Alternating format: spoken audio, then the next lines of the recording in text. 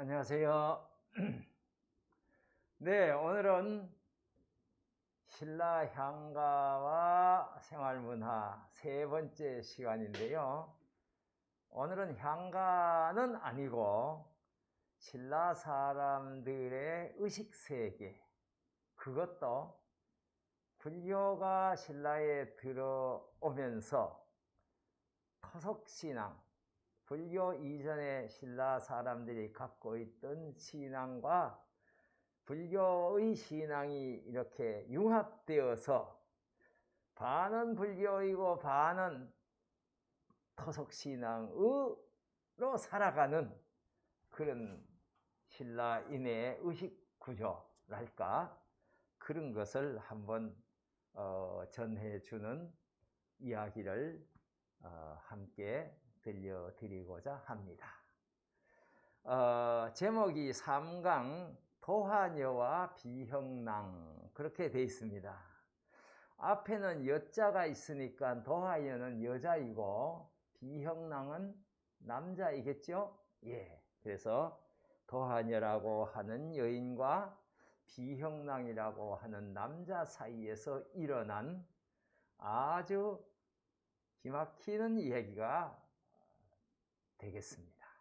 자, 이야기는 늘 배경이 있어야 되지요. 그동안에 우리가 향가 이야기는 통일신라 이후의 얘기니까 서기 700년에서 750년 그 사이의 이야기고요. 오늘은 역사를 앞으로 쭉 끌고 와갖고서 여기 진평왕, 진흥왕 때 이야기입니다. 여기 제일 중앙에 여기 진흥왕이 열에 있는데, 진흥왕이 위에 보면 540년에서 575년, 이게네 15년 동안 임금했는데, 그러면 우리가 전 시간에 봤던 향가하고 이 시기하고는 한 200년의 세월의 차이가 있는 이야기고, 향가 이야기 보다가는 200년 전의 이야기입니다. 신라의 불교가 들어온 것은 527년입니다. 527년, 그게 법흥왕 23대 법흥왕 때 불교가 들어왔고, 그때 불교가 들어올 때 이차돈이라고 하는 그 사람이 사인인데, 그게 낮은 직책에 있는 사람인데, 그 사람이 불교를 신라에 뿌리 내리게 하기 위해서 자기가 순교를 합니다. 그래서 이차돈의 목을 쳤더니 목에서 뭐가 솟아올랐다고요? 피가, 빨간 피가 안 나고 우윳빛 피가 솟아올랐고, 머리는 짜리해갖고 저 경주 어느 산에 가서 탁 떨어지고, 막 하늘에서는 꽃비가 내리고, 이런 일이 이제 벌어지면서 법흥왕 때 불교가 신라를 확 지배하게 되죠. 이게 23대 법흥왕 때예요. 그러니까 24대 진흥왕, 24대 진흥왕은 여러분들이 진흥왕 때 신라의 영토를 가장 넓게 펼친 왕인데, 그 진흥왕은 여기 한강 유역까지 올라와서 저 북한산에 가면 비봉이라고 하는 데가 있어요. 그 비봉에 가면은 진흥왕이 거기서 내가 여기까지 왔고 여기가 신라의 영토다 하는 비를 하나 세워놨거든요. 그래서 그 봉 이름이 비봉이에요. 예. 그런 왕이 진흥왕. 그건 다 아시죠. 예. 그런데 오늘 얘기는 진지왕 25대 진지왕 때 이야기예요. 자, 그래 이제 이 왕가의 이걸 한번 쭉 살펴보면요, 진흥왕의 아들이 둘이 있었어요. 맏아들이 동윤이고 두 번째 아들이 진지왕이에요. 오늘 이 얘기되는. 근데 왜 동윤이, 맏아들이 왕이 안 되고 진지왕이 왕이 됐는가 하는 것은, 동윤이 결혼은 했는데도 벌써 결혼해서 자식도 낳는 상태였는데 그만 죽어버렸어요. 예, 그래, 죽어요. 그 장남이 죽으니까 할 수 없이 두 번째 아들이 왕이 됐는데, 이 진지왕은 여기 보는 것처럼 576년에서 578년이니까 2년밖에 왕 노릇을 못해요. 예, 그렇습니다. 예, 그러니까 578년, 예, 2년밖에 왕 노릇을 못하고 그 진지왕의 그 왕의 자리가 이 동륜의 아들인 진평왕에게로 넘어가는데, 진평왕은 오랫동안 579년에서 630년이니까 한 50년 정도 임금 노릇을 하고, 진평왕이 아들이 없어갖고서 딸이 둘이 있는데, 예, 선덕여왕이 되고 진덕여왕이 되고 이제 뭐 이럽니다. 예, 그리고 선화공주도 뭐 여기에 나오고 무열왕후도 이런, 이쪽은 얘기는 다 아시고 없고, 어쨌든 그 진흥왕, 신라에 있어서 가장 국토를 넓히고 많이 북쪽으로 한강변까지 진출했던 그 왕의 맏아들이 아니고 둘째 아들인 진지왕, 2년 동안 왕노릇한 그런 짧은 역사, 이 기간 동안에 일어난 일입니다. 자, 위치가 어디쯤인지 아시겠죠? 네. 자, 그러면 그때 이제 한번 상황을 보면은 이 신라 25대 이 진지왕은 불교 이름으로 사륜왕이다, 그렇게 불렀습니다. 이게 법흥왕 때 아까 불교 얘기했듯이 불교가 확 일어나고 진흥왕도 열심히 나라를 부처의 공에 의지해 갖고서 나라를 다스렸고, 진흥왕도 경주에다가 큰 절을 몇 개씩 지어주고, 아버지가 법흥왕이 왕의 자리를 물려놓고 부인하고 같이 중으로 옷을 입고 중이 돼서 들어가고, 이러고 나라를 맞아 했으니까 불교가 아주 막 초기에 흥망하던 때였습니다.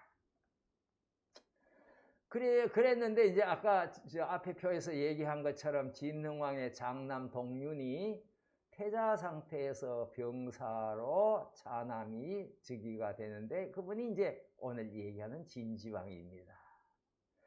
그런데 이 진지왕은 그 진흥왕에 비교를 해서 너무 유약했어요. 아버지가 너무 훌륭하면 자식이 아버지 이상 되면은 능력이나 이런 게, 그러면 휘달리지 않는데, 역사를 볼 것 같으면은 아버지가 너무 훌륭하면 아들이 보통 가도 그만 아버지 업적을 못할까봐 자기 자격지심이 있어 갖고서 정치를 잘 못한 예가 역사에 보면 많아요. 이 진지왕도 그랬던 것 같아. 아버지 진흥왕은 엄청난 업적을 누렸는데 나는 건강도 안 좋고 이건 뭐 이런 정도였어요. 그래갖고 너무 유약했습니다. 그런데 이제 이 2년 후에 그 뒤에 왕이신 이제 아까 이 앞에 표에서 이 진평왕 한 50년 동안 52년 동안 나라를 다스린 이 진평왕 때는 이제 여기에 있는 것처럼 거칠부, 놀이부 이런 사람들, 이게 훌륭한 좋은 신하를 기용을 했는데, 그거는 이제 누가 기용을 했는가 하니까 이 진지왕 때 기용을 했어요.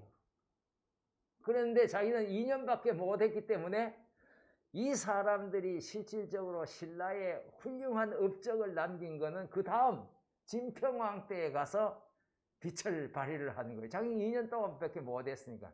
사람을 불러 쓰기는 썼지만은 그렇게 했어요. 그런데 이 사람의 이 진지왕에 대한 역사의 기록을 볼 것 같으면은 서기 578년에, 그게 죽은 해지요. 578년에 화백회의라고 하는 것은 신라에는 중요한 결정을 할 때에 임금이 혼자 독단하지 아니하고 회의를 했어요. 그 회의가 화백회의예요. 그 화백회의에서 이 진지왕이 황음을 이유로, 황음이라고 하는 것은 너무 여자를 밝히고 그래 갖고서 아주 바람기가 있고 이 황음, 그러니까 음란한 행위가 너무 도에 지나친다, 이런 이유로 임금님에서 자기를 쫓아냈다. 화백회의의 기록이 그렇게 돼 있어요.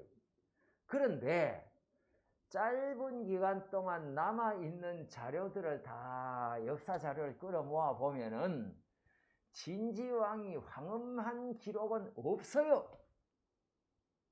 딱 기록이 이것도 황음이라고 봐야 될지, 색을 밝혔다고 하는 것으로 봐야 될지 말아야 될지 하는 것이 오늘 이야기 이거 하나밖에 없어요. 오늘 이야기도 유사에 있는 것이니 삼국사기에는 없는 얘기예요. 그런데 어쨌든 기록에는 황음을 이유로 폐위가 되고 조금 있다가 사망했다 이랬는데, 역사학자들은 사망이 아니고 죽인 것이 아니겠나, 이제 이렇게 보는 거죠. 그래서 정치적 갈등 문제로 그 26대 진평왕과 갈등이 있어 갖고서 진평왕이 죽이고 자기가 자리를 차지한 것 아니겠나예요. 꼭 그랬단 얘기가 아니고, 어쨌든 이 진지왕 사륜왕은 불교도 잘 믿었기 때문에 자기 왕명도 사륜왕이라고 지을 정도로 그랬으니까 그렇게 유약한 사람은 아니었고, 단지 이제 얘기를 한다면 아버지가 너무 훌륭했기 때문에 심적으로 많은 부담을 갖고 왕노릇을 시작했던 것은 그럴 수 있겠다, 이런 생각입니다. 어쨌든 이 오늘의 이야기는 이 사륜왕 진지왕과 직접적으로 관련된 얘기가 되겠습니다. 이야기의 내용입니다. 사랑부라고 하는 것은 오늘날로 말하면 이 종로구 또는 이 강남구 이런 얘기예요.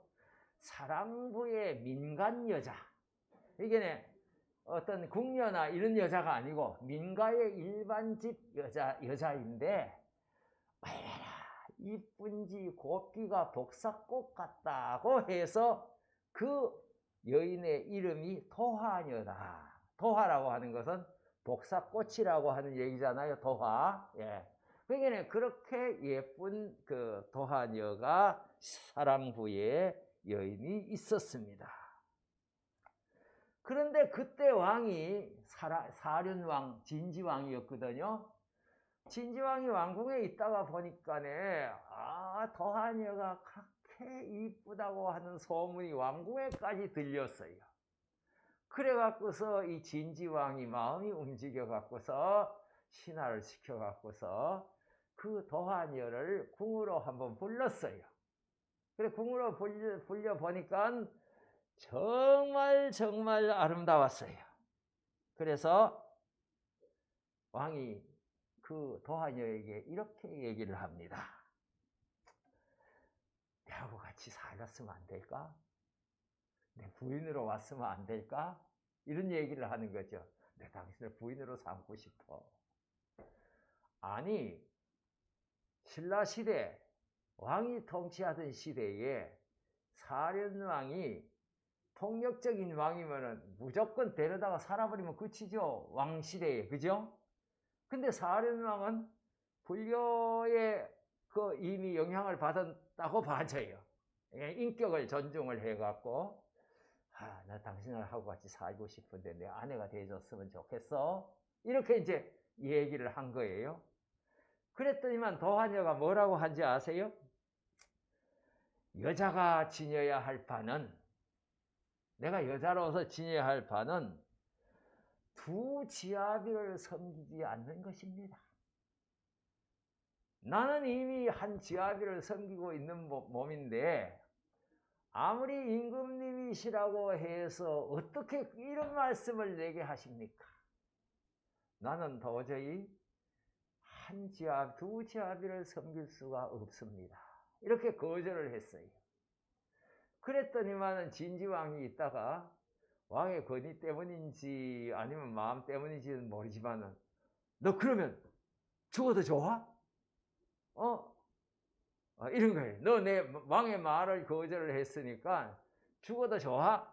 이렇게 물으니까 이 도하녀가 있다가 예, 내가 죽을지언정 어떻게 한 여자가 두 남자를 사랑할 수가 있겠습니까? 나는 이 일을 위해서라면 죽기도 마다하지 않겠습니다. 이런 게 그러니까 왕으로서도 어떻게 해요? 더 뭐라고 얘기할 수가 없지 않겠어요? 그러니까 왕이 이제 생각하다가 이렇게 얘기합니다. 지아비가 없으면 내하고 같이 살 수 있을까? 이런 거예요. 그랬더니만은 도하녀가 예, 지아비가 없으면 생각해 볼 수도 있는 문제이지요. 얼마나 분명해요. 그러니까 왕도 더 이상 어찌할 수가 없이 그래서 도하녀를 알았다. 미안하다. 돌아가라. 이렇게 이제 아마 뭐 미안하다 얘기했는지는 잘 모르겠고요. 그렇게 이제 돌아갔습니다. 그러고 나서 한 2년이 그러고 나서 이제 이 소문 때문인지 어쨌는지 아까 얘기한 것처럼 화백회의를 열어갖고서 이 진지왕을 황음했다고 해갖고서 폐위를 시켜버리고 그만 진지왕이 죽었어요. 그리고 세월이 2년이 흘렀는데 그 도하녀의 신랑도 죽어버렸어요.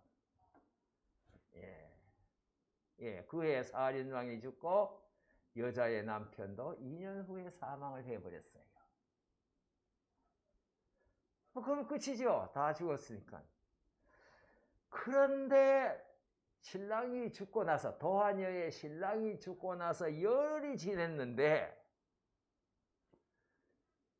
2년 전에 죽은 사륜왕이 살아있을 때와 똑같은 모습으로 도하녀의 방에 착 나타난 거예요. 나타나서 옛날 얘기를 다시 해요. 너 지아비가 죽으면 내하고 살 수 있다 했지. 그랬잖아. 그러니 이제 지아비 더 죽었으니 내하고 살았으면 어떠냐 이렇게 묻는 거예요. 그랬더니만은 저 도하녀가 있다가 그거는 내 혼자 결정할 일이 못 됩니다. 우리 부모님하고 한번 상의를 해 보겠습니다. 이랬더니만은 부모님이 그 얘기를 듣고 여기에 있는 것처럼 군왕의 말씀인데 어찌 피할 수 있겠느냐? 이 부모도 정신 나간 부모 아니에요.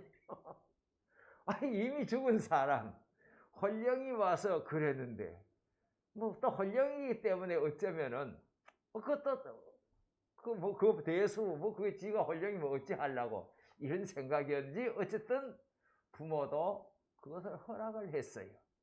허락을 했는데 그때 사륜왕이 그 방에 들어와서 7일 동안을 머물렀고 7일 머무르는 동안에 온 집에 오색 영롱한 무지개가 온 집을 7일 동안 덮었고 그리고 7일이 지난 다음에 훌쩍 가버렸는데 그 후에 세월이 지나는데 그 도하녀에게 태기가 있는 거예요.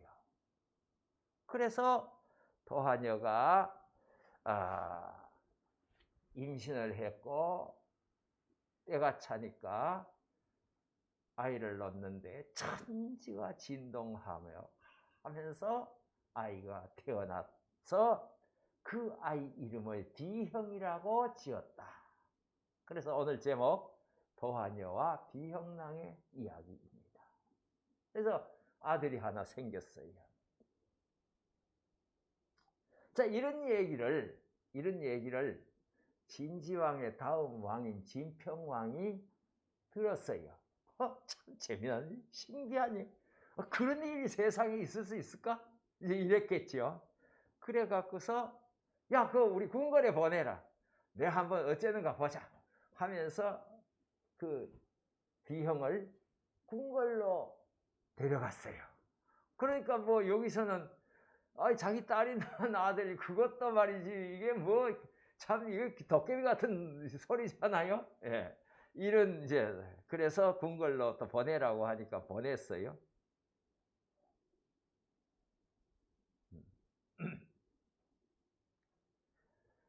그래 이제 궁궐에 가서 있는데 얘가 범상치 않아요.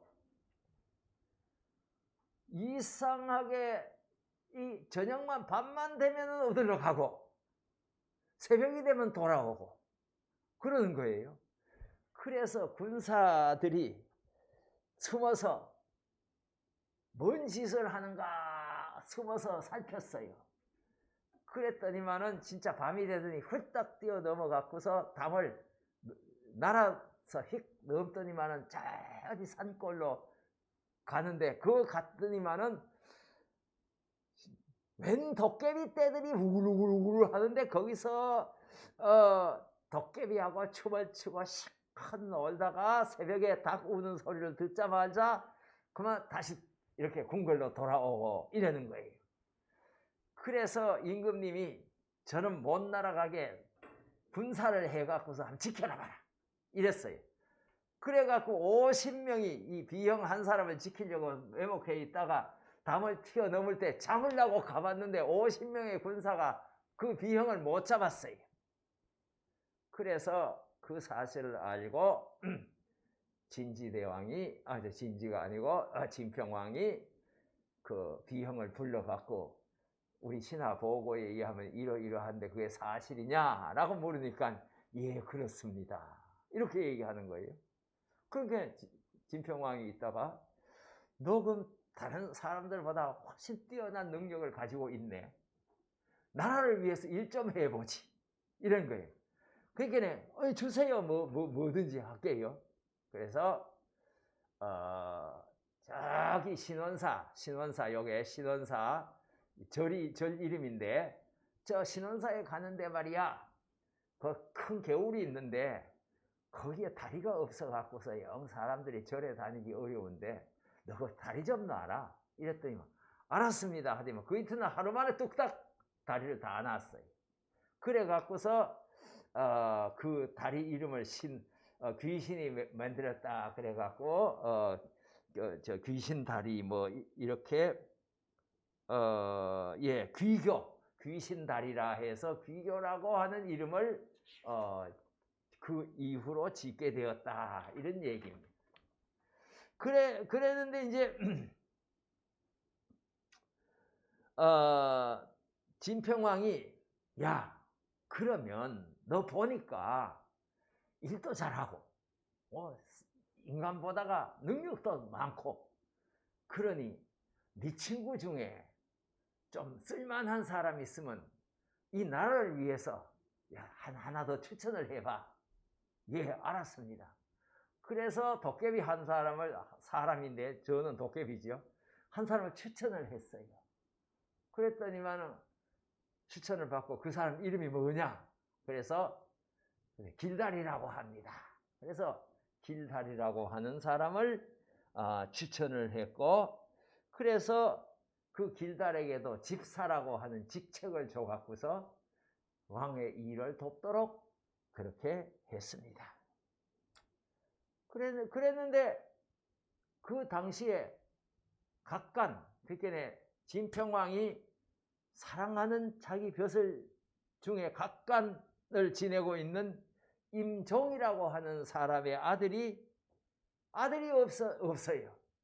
그래 갖고서 이 길다를 추천해온 길다를 임종의 양아들로 입적을 시켜줬어요.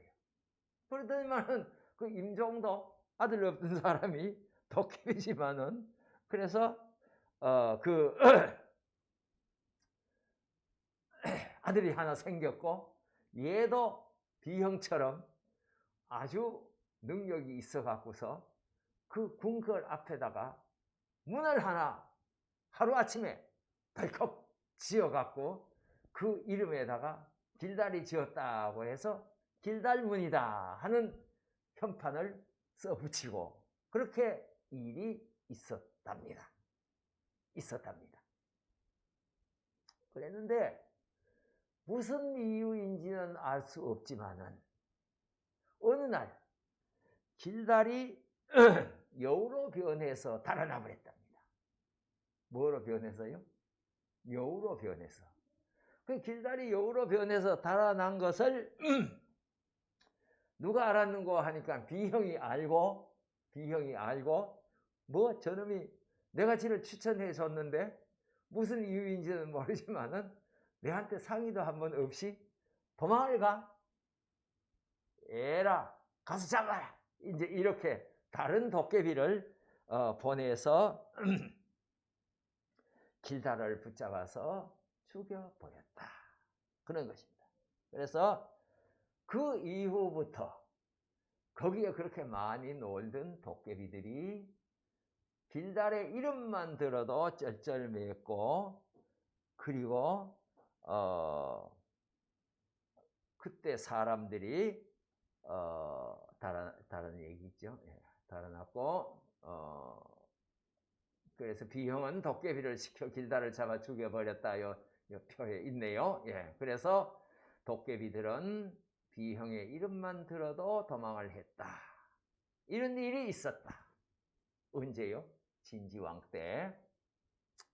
그래서 사람들이 이 이야기를 듣고 노래를 하나 지었는데 그 지은 노래가 이렇습니다.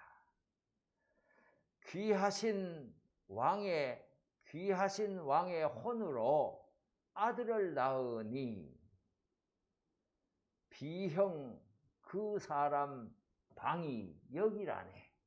이제 노래를 왕의 혼으로 낳은 아들이다 하는 걸 인정을 했고 비형랑 그 사람 방이 여기라네. 날고 뛰는 가지가지 귀신들아 이곳에 머물지는 말아라. 이게 귀신.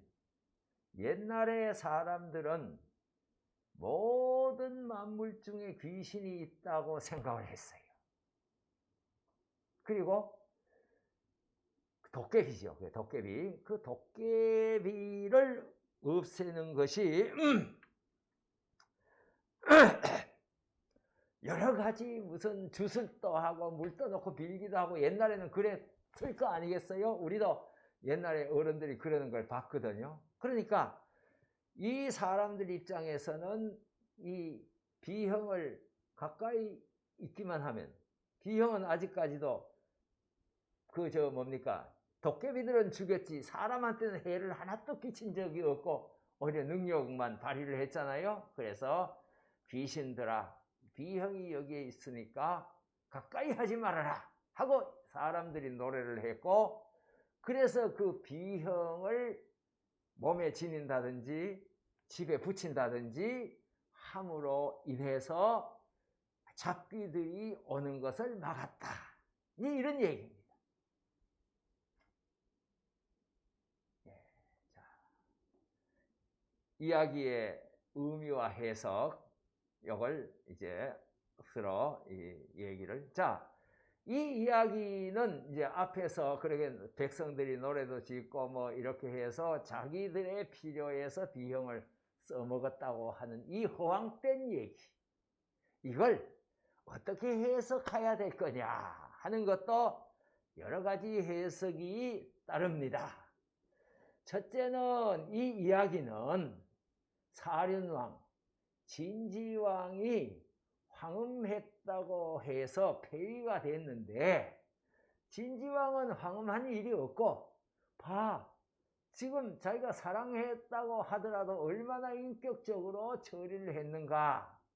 그래서 너희들이 잘못한 것이고 진지왕은 잘못이 없다 하는 것을 정당성을 밝히기 위해서 진지왕을 사랑했던 사람들이 만들어낸 얘기가 아니겠느냐 하는 견해가 하나 있고요.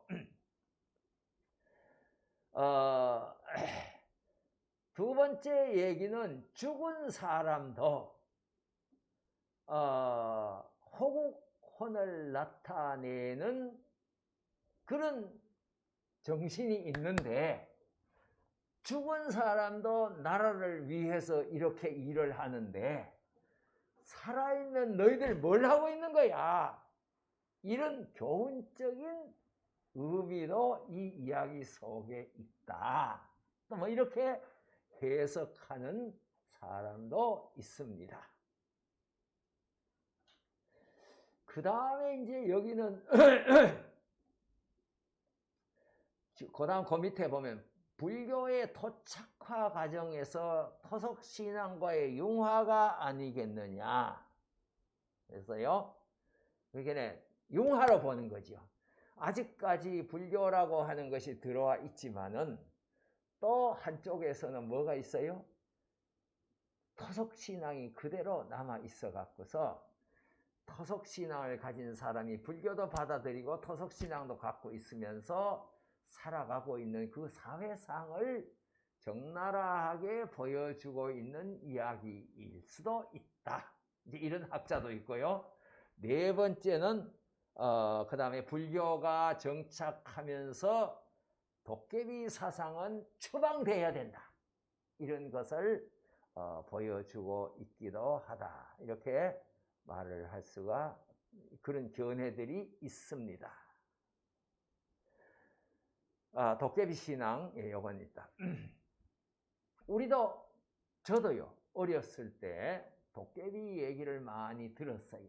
어르신들도 도깨비 얘기를 많이 들었을 터인데, 어쨌든 이 이야기는, 도깨비 신앙 얘기를 하기 전에 이 신라시대의 사람들 의식 속에는 도깨비라고 하는 존재가 분명히 있었다.